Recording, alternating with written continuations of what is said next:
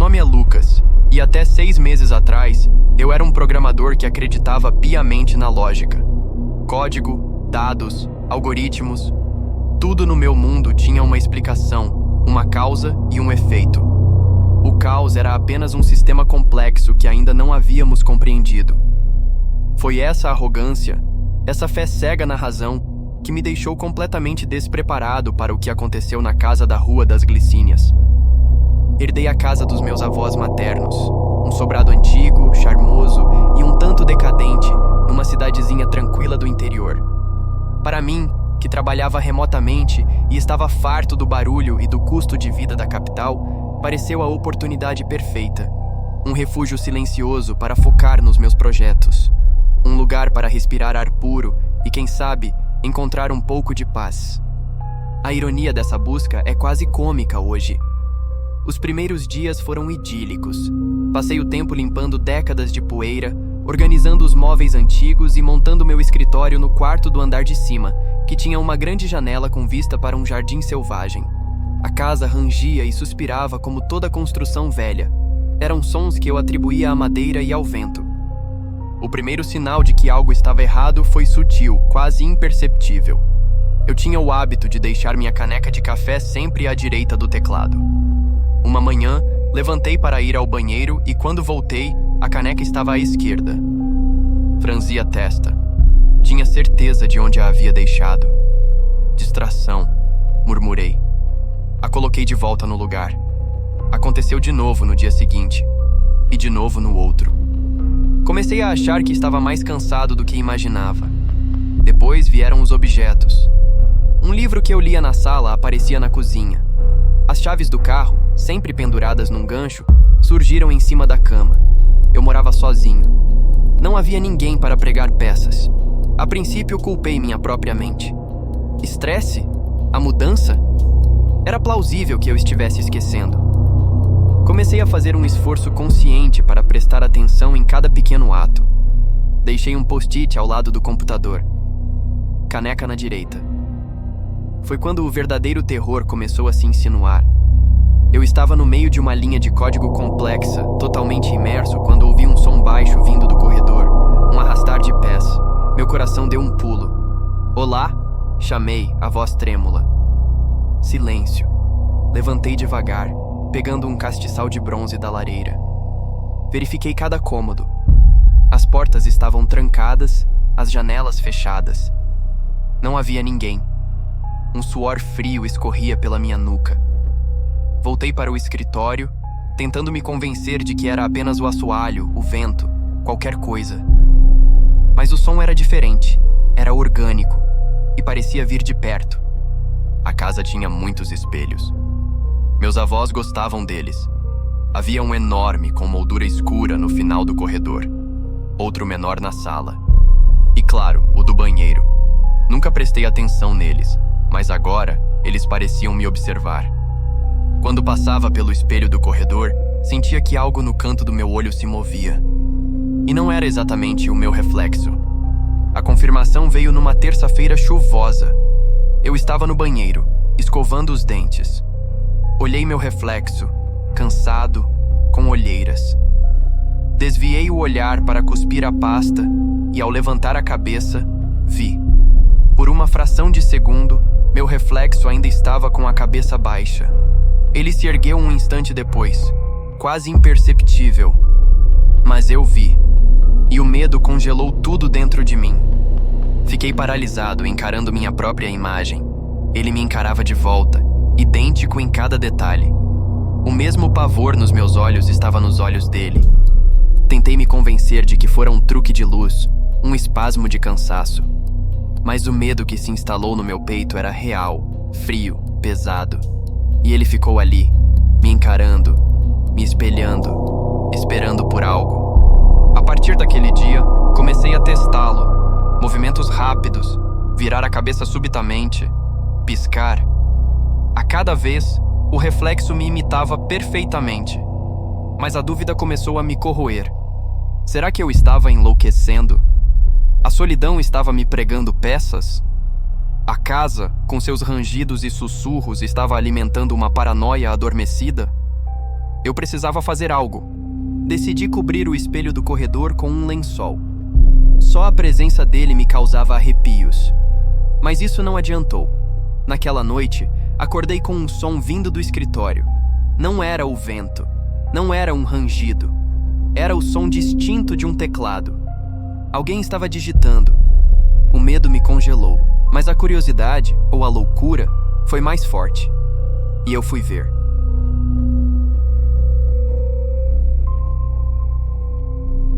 Meu nome é Jonas, e eu buscava o silêncio. Não o silêncio de um apartamento vazio à noite, que é sempre perfurado por sirenes distantes ou pelos vizinhos. Eu buscava o silêncio absoluto, primordial. Aquele que só se encontra quando a civilização é um zumbido esquecido no horizonte. Foi por isso que aceitei o emprego.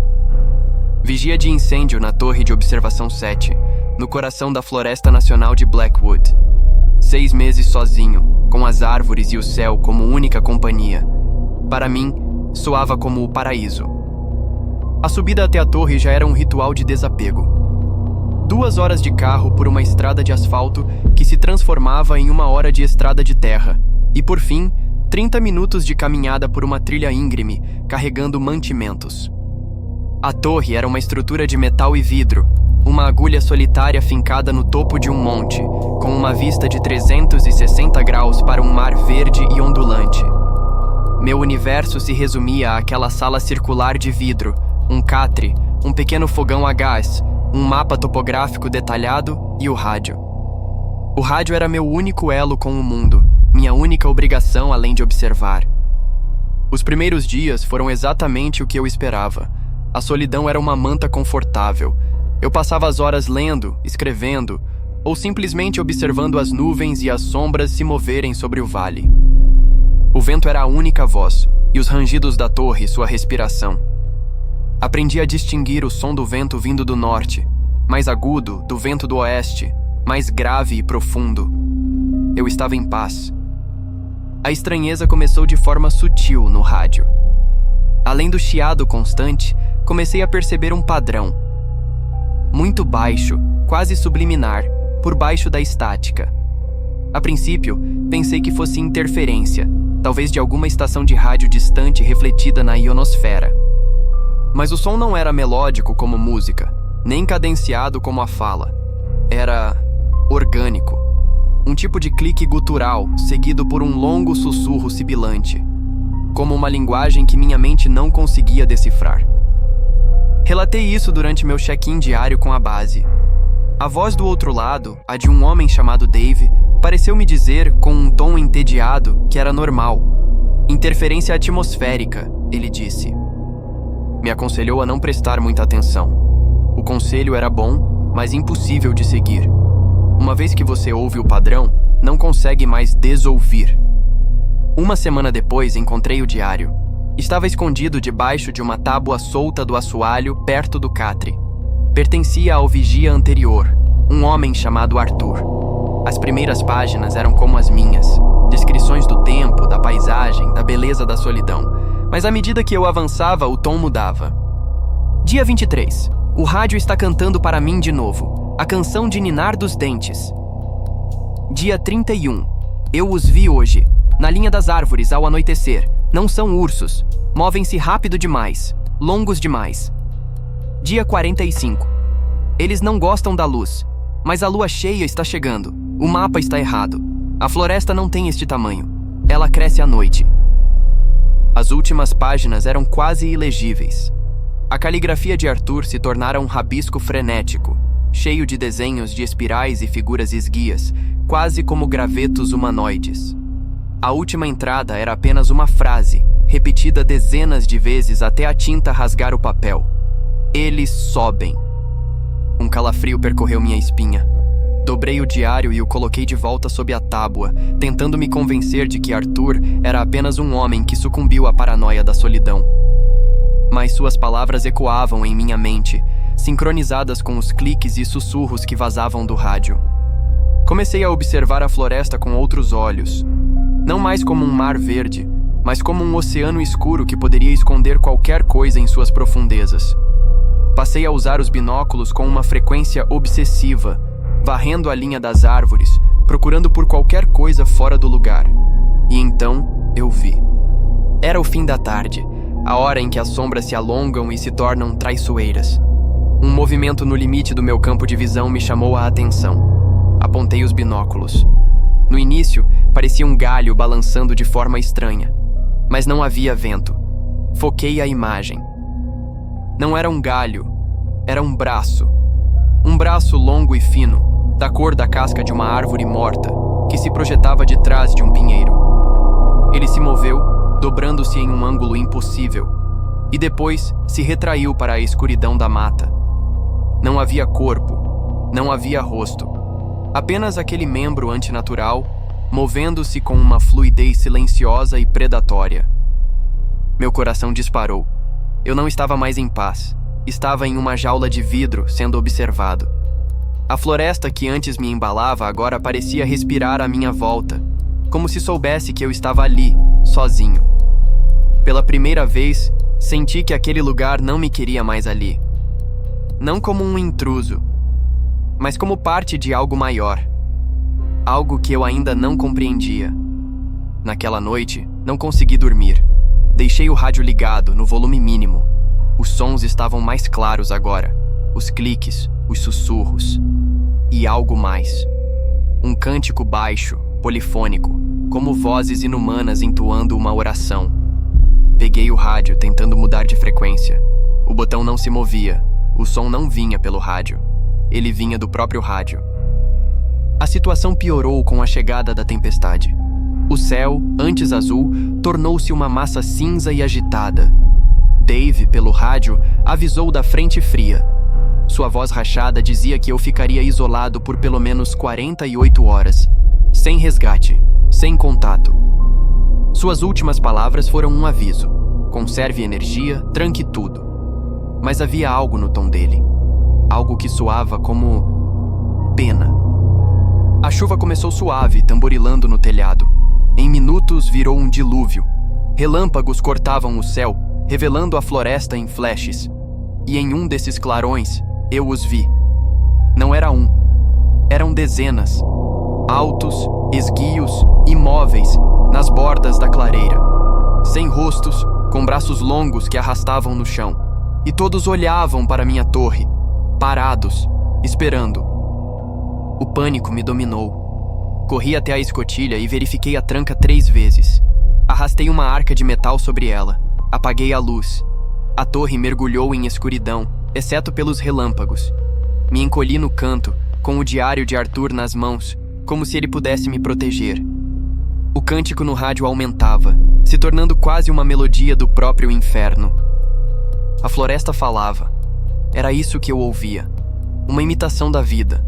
Coruja, lobo, vento, galho, todos misturados, distorcidos, profanados. E então, sob a chuva, ouvi outro som. Metálico, um rangido. Rítmico, familiar. As palavras de Arthur explodiram na minha mente. Eles sobem. Arrastei-me até a parede de vidro. Olhei para baixo. Em meio a um relâmpago, vi uma das criaturas escalando a estrutura da torre. Subia com agilidade de aranha. Membros se dobravam em ângulos antinaturais. Sua cabeça sem olhos virou para mim. E mesmo sem face, eu senti que ela me via, que ela me desejava. Recuei em choque, batendo contra a parede. Mais sons de escalada vieram. Vários. A estrutura tremia. O metal protestava. Eles estavam por toda parte, subindo, cercando. A torre que era minha fortaleza agora era uma armadilha suspensa. E eu era a presa. Um ratinho de vidro rodeado de predadores. Corri até o mapa topográfico. Minha única esperança. O sinalizador. Estava no kit de emergência. Rasguei a caixa com mãos trêmulas. As instruções diziam para usá-lo apenas em incêndios descontrolados. Mas aquilo era um incêndio. Um incêndio de sombras, de medo. Um baque soou na parede de vidro. Depois outro e outro. Mãos de graveto batiam na torre. Dedos finos como agulhas arranhavam o vidro. Eles testavam minha prisão. rindo em silêncio. Com um grito, quebrei uma janela pequena com um martelo e disparei o sinalizador. A luz vermelha iluminou o céu, tingindo o mundo de sangue. Por um instante, tudo parou. O cântico vacilou. As batidas cessaram. À luz do sinalizador, vi as criaturas. Recuaram. Desceram a torre com rapidez e desapareceram na floresta, como se nunca estivessem ali. O silêncio que restou era quebrado apenas pela chuva e pela minha respiração desesperada. Eu sobrevivi. O amanhecer trouxe o fim da tempestade. O resgate chegou pouco depois, guiado pelo sinalizador. O homem que abriu a escotilha me olhou com uma mistura de susto e piedade. Tentei explicar. As criaturas, o rádio, o diário, mas ele só balançou a cabeça. Disse que a solidão afeta a mente, que Arthur foi removido por instabilidade mental. Agora estou em um quarto seguro, numa cidade cheia de barulhos. Me deram licença médica. Disseram que preciso descansar. Mas eu sei a verdade. Eu vi. Eu ouvi. O silêncio que eu buscava não era vazio. Era uma presença, um chamado, um convite para algo muito mais antigo que o homem. Às vezes à noite, quando tudo está quieto, ligo um rádio velho e sintonizo entre estações. Na estática, bem ao fundo, quase imperceptível, eu ainda ouço. O clique, o sussurro, a canção de ninar dos dentes. Eles sabem onde estou e esperam, porque agora eu não sou mais um vigia. Eu sou o farol que os guia.